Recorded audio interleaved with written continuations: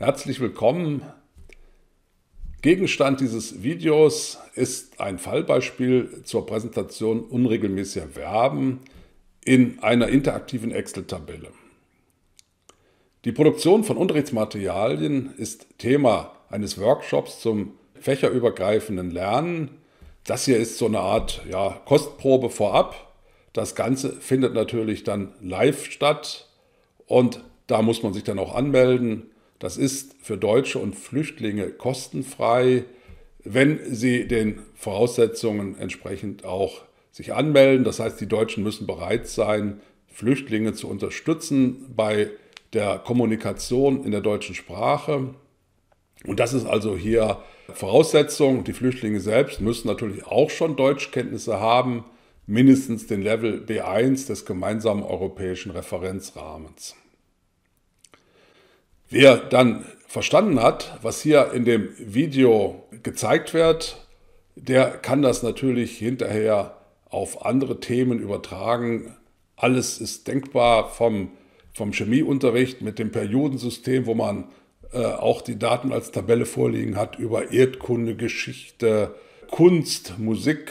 Das ist denkbar. Oder eben auch Währungsumrechnungstabellen oder Datenauswertungen von Tabellen, die die Johns Hopkins Universität zum Thema Covid-19 oder andere Dinge bereitstellt. Ich habe hier auch ein Beispiel, wer hier YouTube-Kanalbetreiber ist, so wie ich, der ein paar hundert Videos bereitgestellt hat und er möchte dann vielleicht mal rausbekommen, was ist am beliebtesten beim Publikum. Der kann also mit diesen Techniken natürlich auch seine Videos und die Statistiken abrufen, aber dann auch gleich das mit dem hier gezeigten Hyperlink-Befehl so aufbereiten, dass die Teilnehmer, wenn sie da was gesehen haben, was interessant ist und gefiltert wurde oder sortiert wurde, dass man das dann auch gleich aufrufen kann.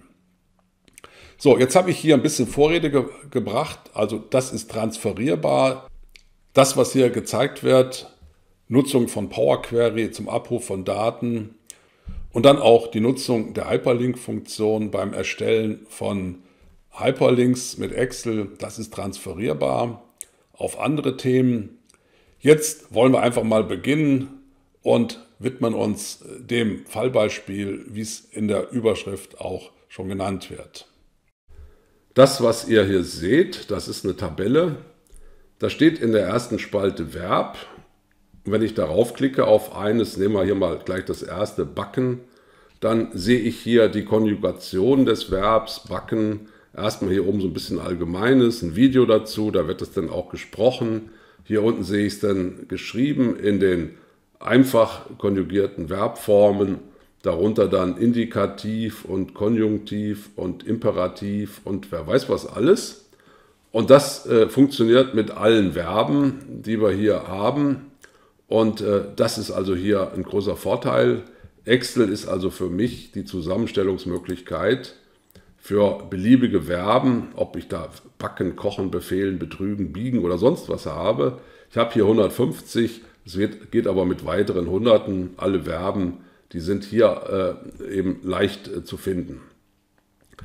Die nächsten Spalten sind einfach, das ist einfach die Übersetzung mit DeepL oder dem Google Translator. Englisch und Russisch geht mit DeepL, das ist am einfachsten und am sichersten und am besten, die beste Qualität. Aber wenn man dann bei DeepL Ukrainisch noch nicht hat, dann kann man auch den Google Translator nehmen. So ist also diese Spalte hier entstanden.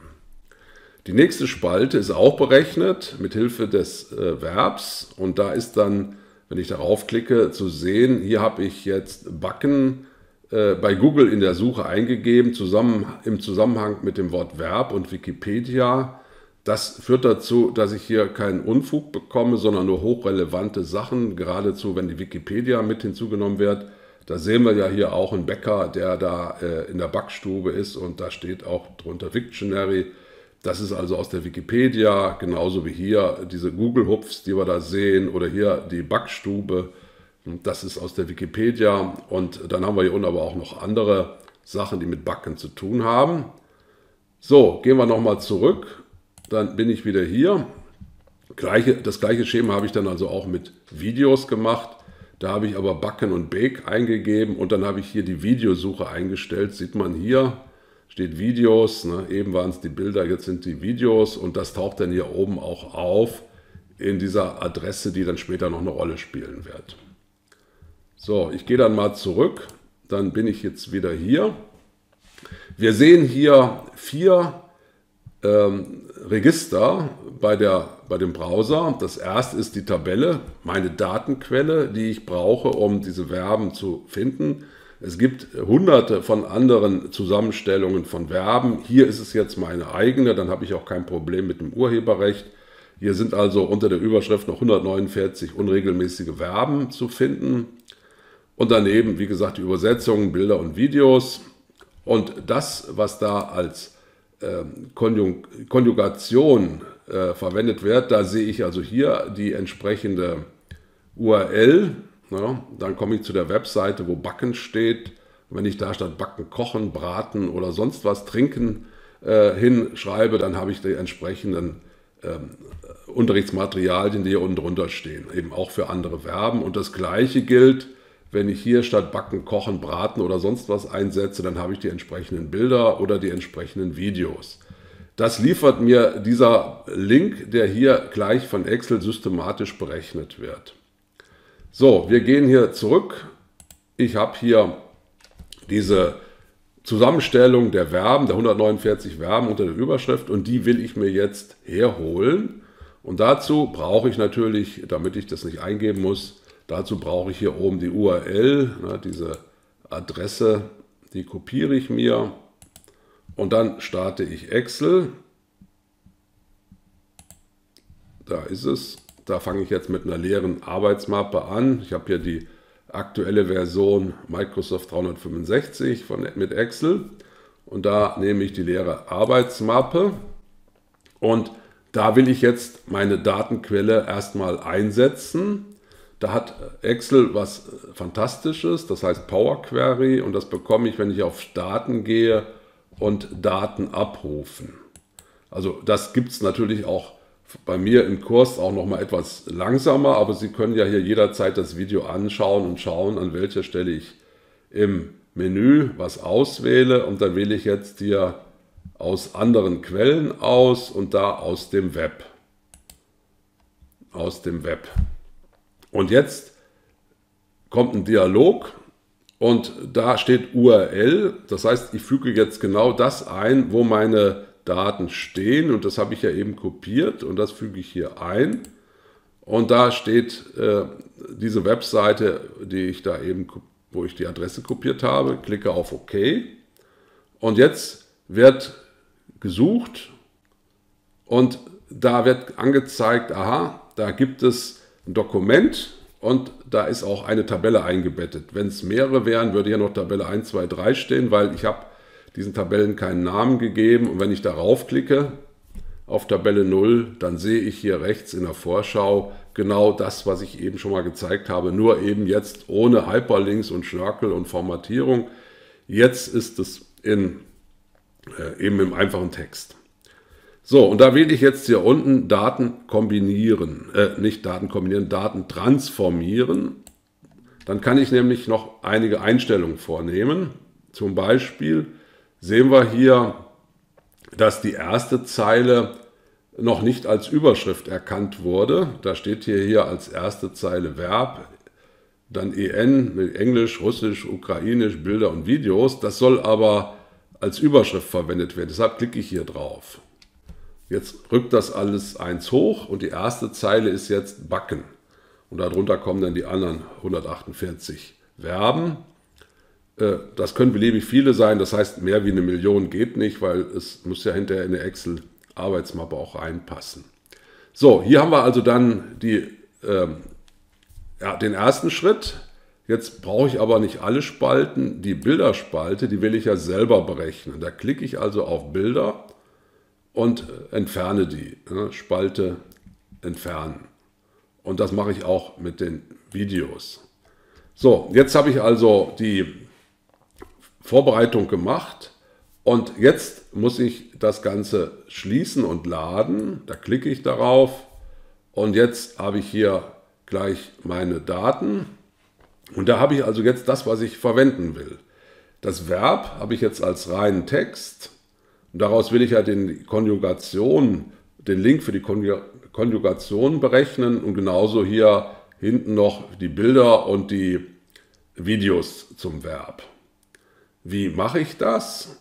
Die Konjugation, die will ich, damit ich das genauso haben kann, wie ich das hier sehe auf der Seite. Die Konjugation, die will ich also hier als erstes haben, ne? Und dann kommen die Bilder hier hinten und entsprechend bereite ich meine Excel-Arbeitsmappe bzw. die Tabelle hier, die heißt jetzt auch Tabelle 0, weil da kommen ja die Daten her, die bereite ich entsprechend vor. So, dann brauche ich jetzt erstmal eine Spalte hier zwischen A und B, wo ich die Konjugation reinschreibe. Da wähle ich jetzt Zellen einfügen. Ich mache das jetzt hier mal mit der rechten Maustaste. Dann sehen Sie, was ich mache. Und da soll jetzt oben statt Spalte 1 soll jetzt Konjugation stehen. Ne? Konjugation. So, das steht da. Und da kommt jetzt die erste Formel hin. Damit ihr das ein bisschen besser seht, mache ich die Spalte mal ein bisschen breiter. Und da brauche ich jetzt natürlich den Hyperlink. Die Hyperlink-Formel ist also hier das Entscheidende. Es ist eigentlich auch die einzige Funktion, die ihr hier braucht.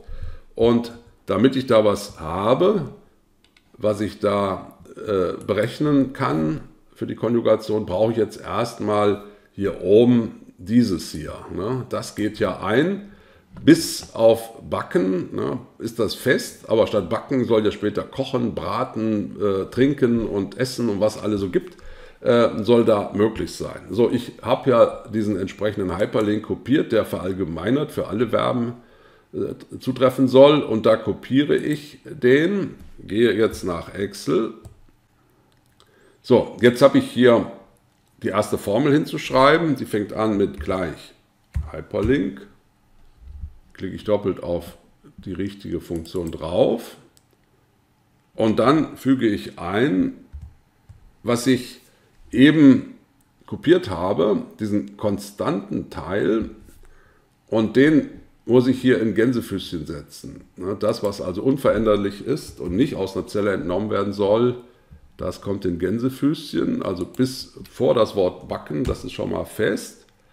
Jetzt kommt ein kaufmännisches Und dahin, dieses Symbol zum Verketten von Text, und dann zeige ich hier auf die Zelle, wo Backen steht, und da sieht man, da steht dann in eckigen Klammern das Ad-Zeichen und Verb, das heißt also, das ist immer der Eintrag in der gleichen Zeile aus der Spalte Verb, und dann kommt wieder ein Und das Wort Backen ist natürlich jetzt zu entfernen, weil das wird immer eben aus der Zeile entnommen. Das ist ja das Variable.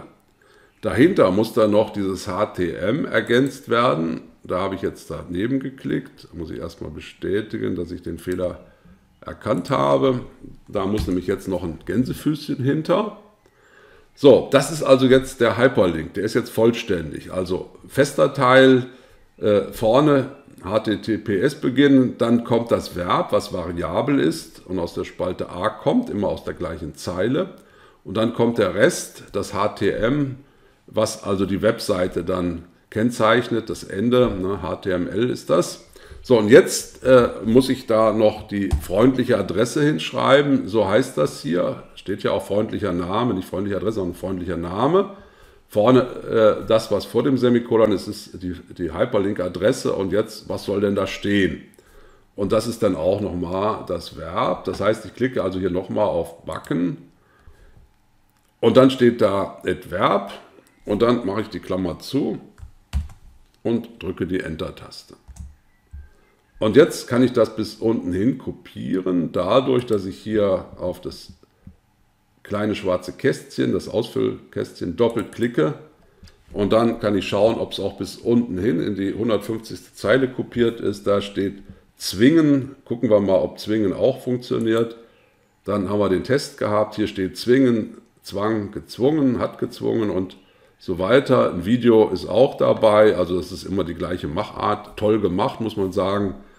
Man muss sich leider da eben mit abfinden, dass hier ein bisschen Werbung zwischen ist. Die müssen ja auch von was leben. Nur aus Spaß macht ja keiner so tolle Seiten. So, da haben wir also alles mit Zwingen und das ist dann auch okay. Das kann ich dann auch wieder schließen. Das wurde dann auf einem neuen Register geöffnet. Jetzt gehe ich wieder nach Excel. So, da haben wir also jetzt die Konjugation, die ist fertig. Jetzt will ich noch die Bilder haben. Das heißt, die Bilder, die sollen mir hier in eine neue Spalte neben die vorhandene geschrieben werden. Wenn ich hier in die Zelle F1 gehe und schreibe da rein Bilder und daneben noch Videos, dann habe ich also hier Spalten, wo ich dann neue Hyperlinks berechnen kann, um Bilder zum Backen automatisch zu finden oder zu den anderen 148 Verben. So, damit ich also hier für die Hyperlink-Formel den festen Teil schon mal vorfinde, gehe ich also wieder zum Browser und da schaue ich mir hier das Backen an. Das, was ich hier brauche, das ist dieser Teil hier oben. Ja, und da muss dann das Wort Backen ersetzt werden durch die anderen Verben. Also das ist dann der variable Teil, der dann in diesem Text wechseln soll von Zeile zu Zeile. So, ich kopiere mir das genauso wie eben, gehe also auf Kopieren, gehe dann wieder nach Excel und da fange ich jetzt mit meiner Hyperlink-Formel an, wie eben, gleich HY, klicke doppelt auf Hyperlink und dann kommt hier ein Gänsefüßchen und dann kommt die Adresse, die ich eben hatte, aber da muss ich jetzt aufpassen. Hier muss also diese Art, ich mache das mal ein bisschen breiter, nee, das kann man jetzt schlecht machen, nach dem Gleichheitszeichen hier, da muss erstmal wieder ein Gänsefüßchen hin, weil der erste Teil ist fest. Jetzt kommt der variable Teil, Backen, und da muss ich dann erstmal wieder so ein kaufmännisches Und hin machen und klicke dann auf das Verb. Steht jetzt auch da.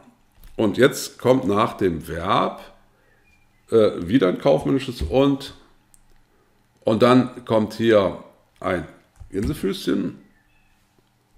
Und am Ende hier nach dem Isch, was die Bilder dann aufruft, da kommt dann noch ein Gänsefüßchen und jetzt ein Semikolon, weil der freundliche Name, der soll natürlich auch Backen sein. Da gehe ich also auch wieder auf Backen und dann sieht man, das ist hier eingesetzt, aber hier oben in der Adressenleiste sieht man es noch besser. Da ist das dann auch gleich blau geschrieben und dann mache ich die Klammer zu und drücke die Enter-Taste. Wenn ich die Formel richtig gemacht habe, dann müsste sie hier beispielsweise auch bei Denken funktionieren. Ich gehe mal auf Denken.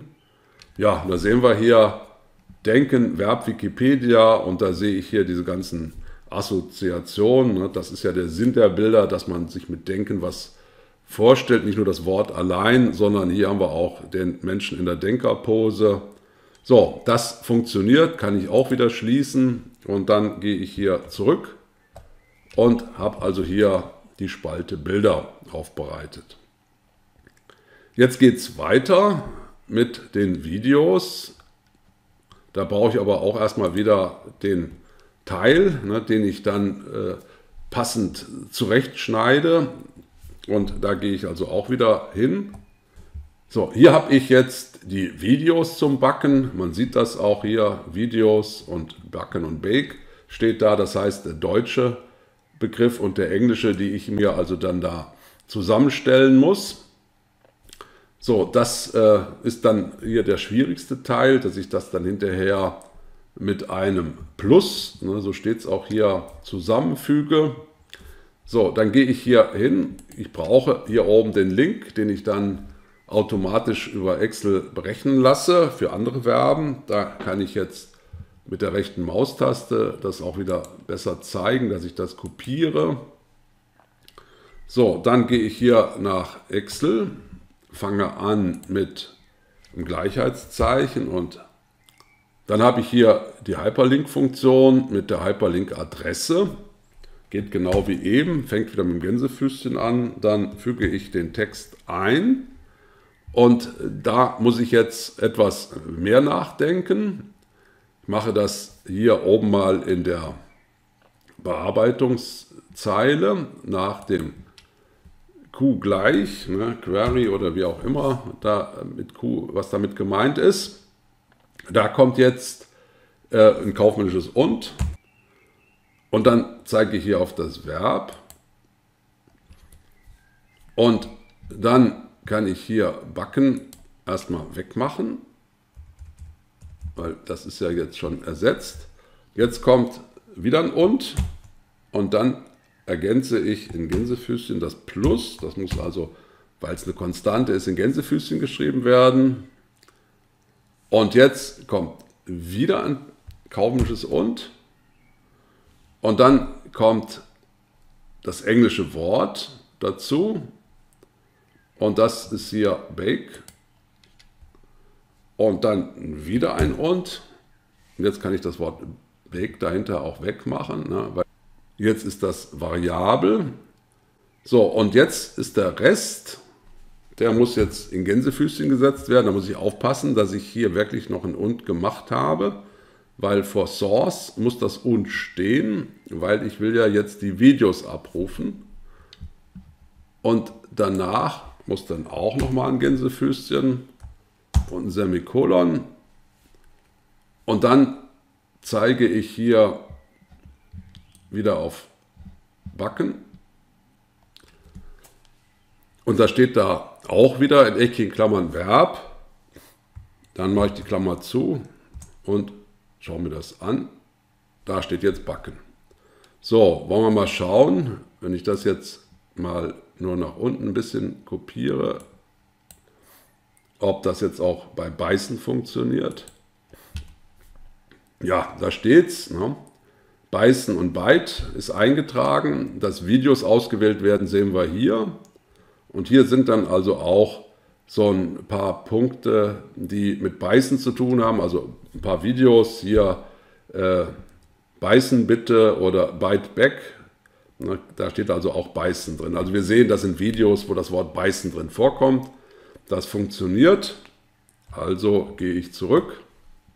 Und jetzt kann ich mir das auch bis unten hin kopieren mit dem Doppelklick.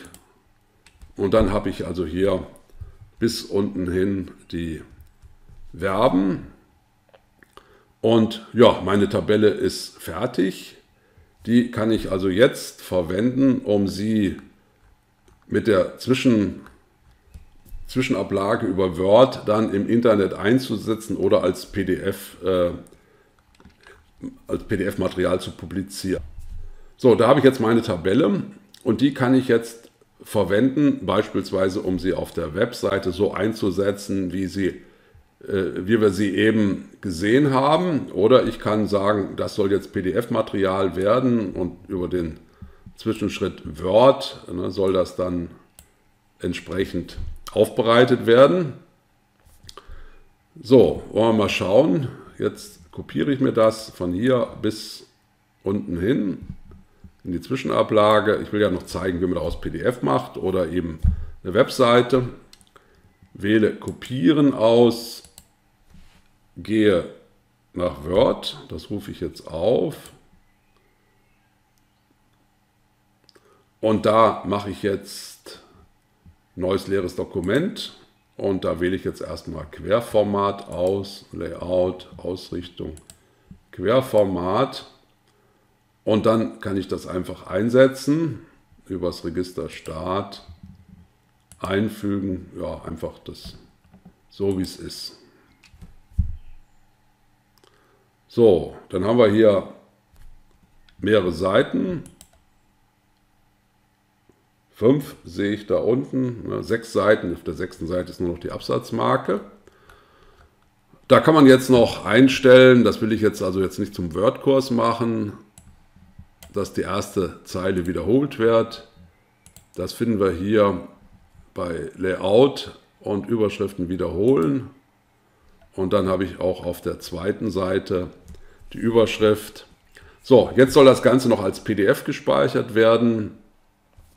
Und dann habe ich das. Ich gehe auf Datei, Speichern unter Und da will ich es mal ins Verzeichnis packen mit dem Namen Downloads, weil das nehme ich öfters, wenn ich das im Internet verwenden will. Und da soll es rein als PDF-Dokument, das wähle ich hier unten als Datentyp aus.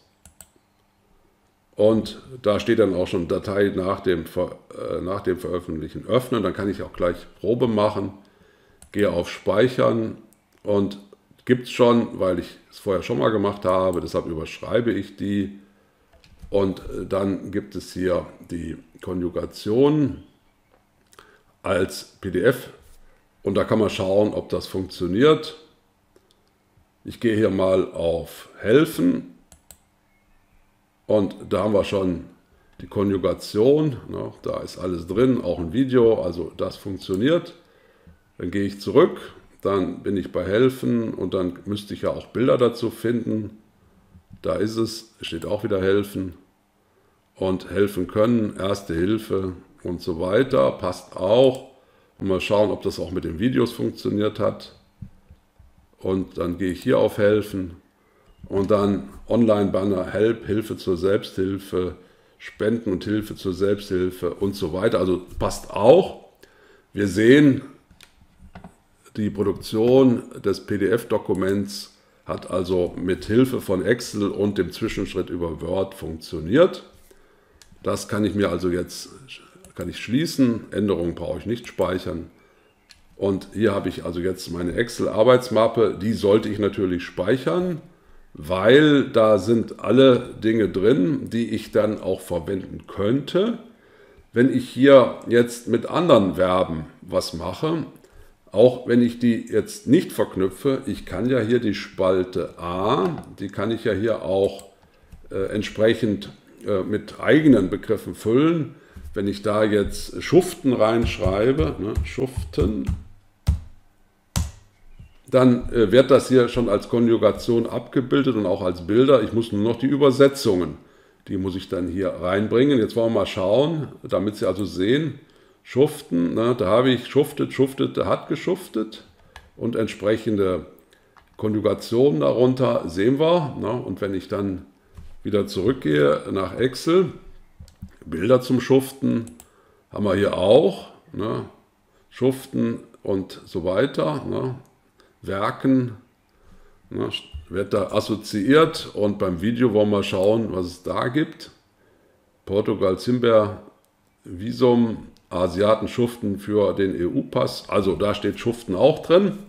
Also Sie sehen, wenn ich hier diese Aufstellung einmal als Tabelle vorliegen habe, dann kann ich hier eine ganze Menge mitmachen, kann die erste Spalte also auch manuell füllen, um daraus Unterrichtsmaterial zu erstellen. Ich muss dann nur noch das muss ich also dann hier entsprechend ersetzen. Das kann ich also hier neu übersetzen, weil das passte ja eben nicht mehr zum Schuften. So, das sind also die Möglichkeiten, die Sie haben, wenn Sie diese Übung, die ich hier so auf die Schnelle mal gezeigt habe, wenn Sie die mal langsam durchgehen und überlegen, was kann ich hier mit dem Verknüpfen mit Power Query machen und was kann ich hier mit der Hyperlink-Funktion machen, wenn ich die passenden Variablen in Form von, in diesem Fall von den Verben, da mit reinbringe in diese Formel. Das wäre es. Ich bedanke mich für eure Aufmerksamkeit. Video war ja mal ein bisschen länger. Und dann freue ich mich, wenn ihr natürlich bei den nächsten Videos auch dabei seid. Und für heute sage ich Tschüss.